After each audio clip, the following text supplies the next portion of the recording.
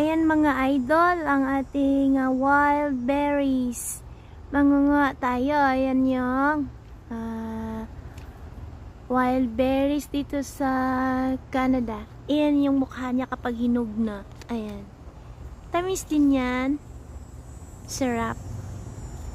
Tsaka, yan mga idol, ipapakita ko sa inyo. Ito naman si Nori. Tingnan mo siya.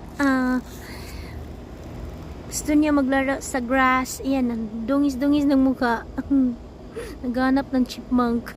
Tapos na-boring naman ako mga idol. Naghanap na lang ako ng kamatis. Ayan, nahanap ko ng kamatis. Hinog na. Hinugis na yan.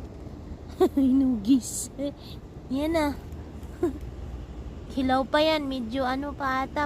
Maasim-asim pa kaunon. Di pwede kaunon ay maasim. Kailangan ma siya hinugin.